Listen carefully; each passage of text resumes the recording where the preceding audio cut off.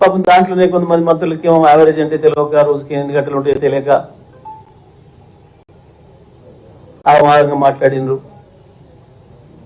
అని చూసారు ప్రజలు. అసలు ఇవాళ భారతదేశంలో అప్పు లేని రాష్ట్రం లేదు.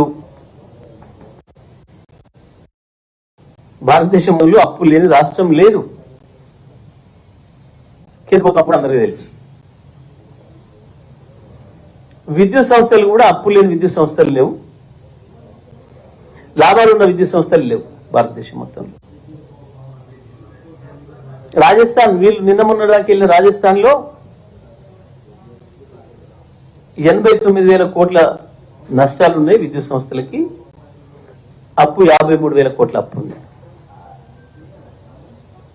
మీరు వెళ్ళిన రాజస్థాన్ లో, నిన్నటి వరకు ఉన్న రాజస్థాన్ లో 53,000 కోట్ల అప్పు, 89,000 కోట్ల నష్టాల్లో ఉన్నాయి రాజస్థాన్ విద్యుత్ సంస్థ. ఇంత చేస్తే కూడా ఏమన్నా విద్యుత్ రైతులకు ఇచ్చిందా అంటే అది లేదు. రైతులకు 6-7 గంటలకు మించి ఇస్తున్న వాళ్ళు లేరు. అప్పు చేసిమా, అడుకొచ్చిమా, ఇంకోటి చేసిమా, ఇక్కడ రైతులకు కడుపు నిండా ఇచ్చినాం మేము. ఏ నిమిషం కావాలంటే ఆ నిమిషం అందుబాటులో పెట్టిన విద్యుత్ అన్ని రంగాల వినియోగదారులకి, రైతులతో సహా.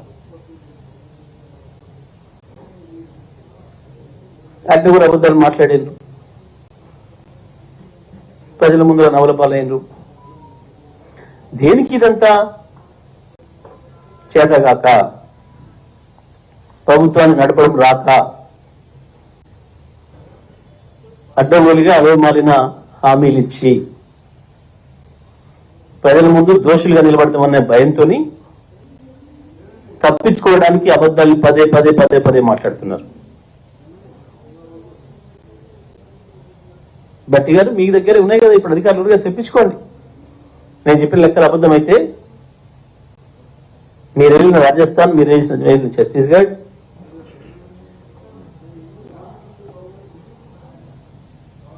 ఇక్కడ మీరు వెళ్తున్న కర్ణాటక, మధ్యలో మీరు వచ్చిపోయిన మహారాష్ట్ర, ఆ తర్వాత మధ్యప్రదేశ్, ఇన్ని రాష్ట్రాలు కూడా అప్పులున్నాయి, నష్టాల్లో ఉన్నాయి. ఇక్కడ మధ్యప్రదేశ్ అప్పు నష్టం 56,000 కోట్లు, ఉత్తరప్రదేశ్లో 70,000 కోట్లు, ఏపీలో 25,000 కోట్లు, మహారాష్ట్రలో 25,000 కోట్లు. అప్పులు కూడా అదే పరిస్థితులు ఉన్నాయి. ఉత్తరప్రదేశ్ అప్పు 81,000 కోట్లు, మధ్యప్రదేశ్ అప్పు 50,000 కోట్లు, రాజస్థాన్ అప్పు 53,000 కోట్లు, తమిళనాడు 145 లక్షల కోట్లు.